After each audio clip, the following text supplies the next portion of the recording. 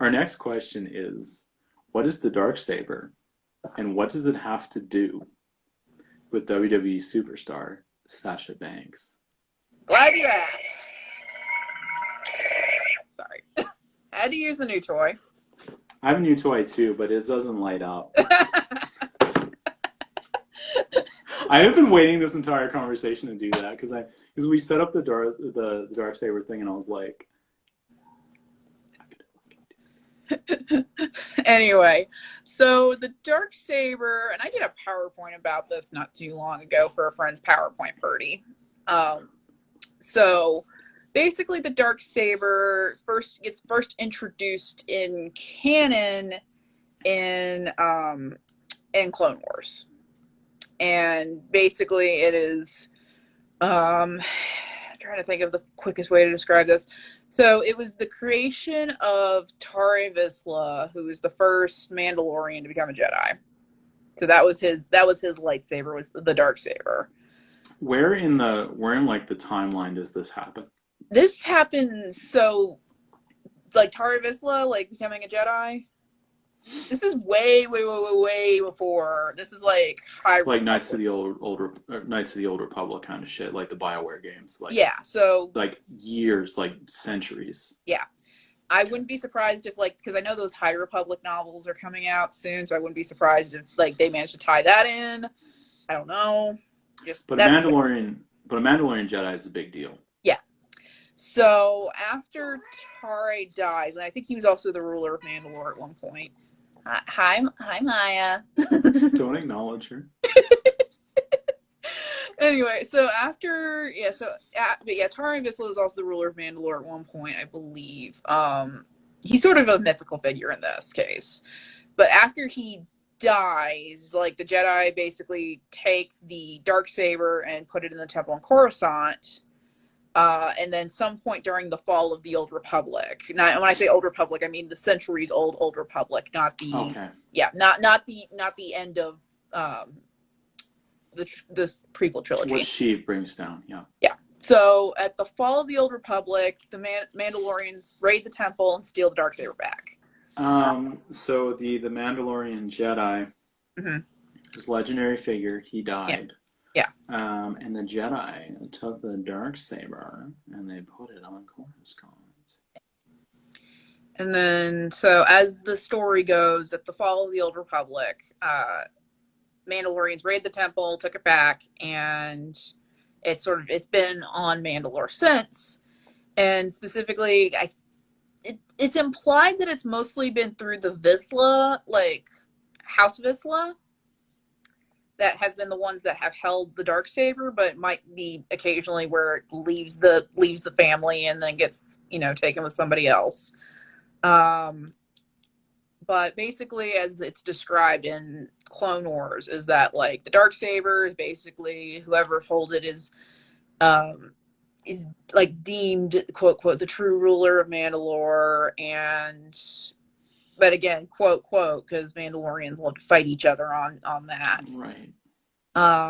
But basically, it's whoever's the head of the Vizsla family usually has it, and then you can only quote quote inherit it through trial by combat or through basically if whoever had it previously dies, it goes to next of kin. So that comes up with Pre-Vizsla, who's Jon Favreau's character in the Clone Wars. He's the one who's holding it. He's the leader of Death Watch. Oh, he was a Mandalorian? Yeah. Because he's had a couple different roles in the cartoons then. Yeah.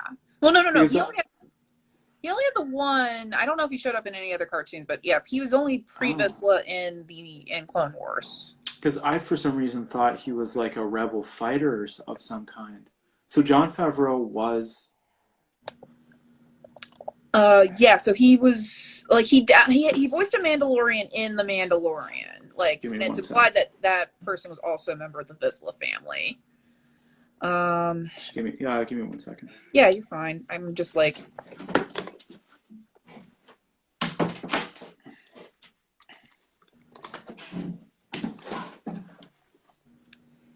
I was just double checking because I'm like, I can only recall him being in Clone Wars with the one character, but I'm double checking. Oh, don't worry about looking that up. I was just completely mistaken because my only knowledge is just kind of randomly looking shit up. Right. But yeah, Um, so he was the one character in Clone Wars. So he's pre Vizsla, head of Death Watch, head of the Vizsla family. so he has quite the connection in terms of his own filmography as an actor Yeah, to everything that's happening in the Mandalorian itself. right. So he himself has been pretty connected to this whole project of filling out the Mandalorians. Yeah. Because like Boba Fett, like he also really has like kind of a Darth Maul syndrome, but Mhm. like they just don't bring Boba Fett back. They Right. just dig into the Mandalorians instead Right. of like Darth Maul being like all this backfill. So there is huge shit about the Mandalorians. Yeah. Not even in the EU in the cartoons that they fill these guys out. Yeah. Um, but here's a weird question before we. No. We'll get into that in the next segment. Sorry. Okay. So, but yeah, so Pre is holding it for the times you see him in Clone Wars. He's holding it, and then Maul. It's a little convoluted because it involves like Maul's first crime syndicate and wanting to Again, I'm establish. telling you, he has to. I at least in a It's. flashback, like I probably. really think they have to like alive somehow. Who knows at this point? It's who knows. Because Um, especially after everything that Abrams did, mhm, there's nothing sacred in this franchise. Like, why even fucking try anymore, true, right? Like, it true. is all out the window. So who cares, right? Death is coming. Eat trash. Right. Be free. Be free. Um anyway, it's a little convoluted about how Maul ends up challenging for it. It involves the crime syndicate and Pre not following up on things he promised and wanting to get control of Mandalore for his own gain. So he challenges Pre Vizsla in combat, wins, kills him, gains the Darksabre.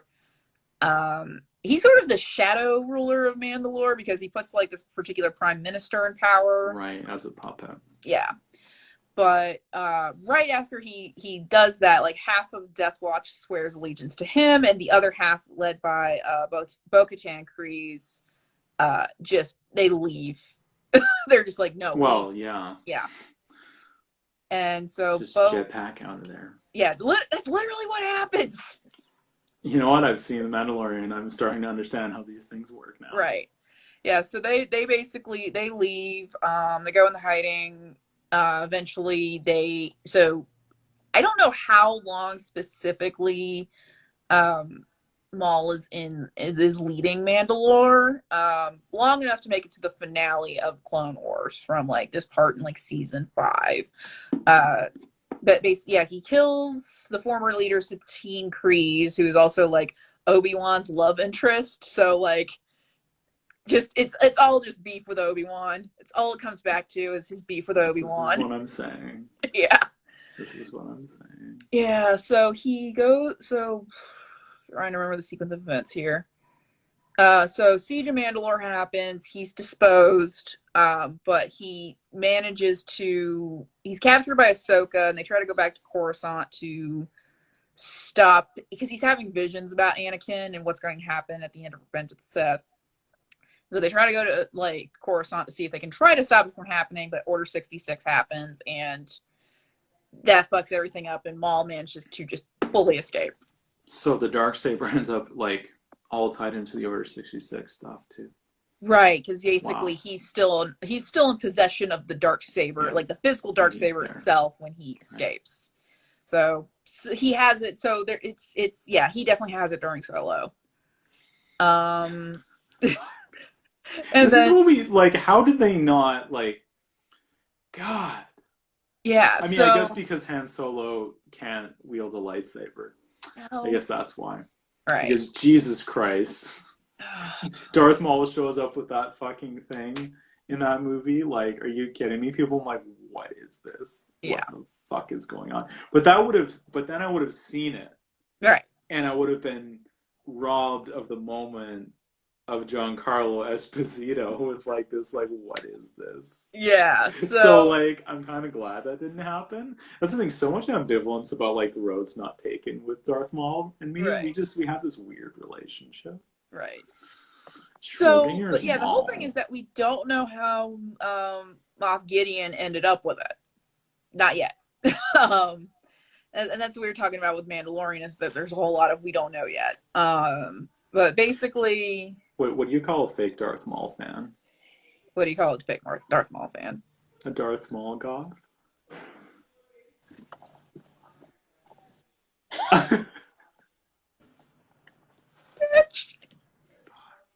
You just came up with that? Right now.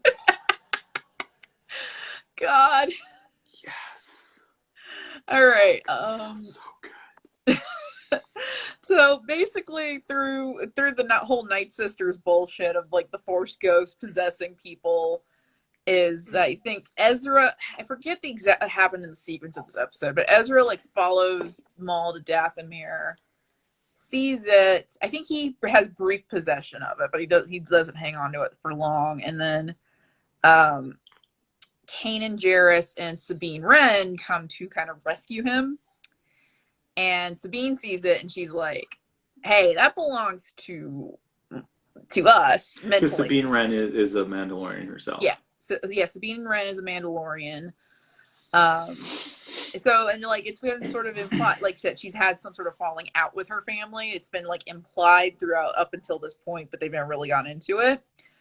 And then like you later learn that she was part of like this Empire school, and then there was a whole thing involving like a super weapon that she invented that she later regretted, and she basically left. It gets complicated. She's a wild nerd. Yeah, she's so that this is where we get to our second part of the question. Mm-hmm. Because we don't know. Right. Nobody knows. But if you don't know who Sabine Wren is, and if you do, then you're going to appreciate this anyway.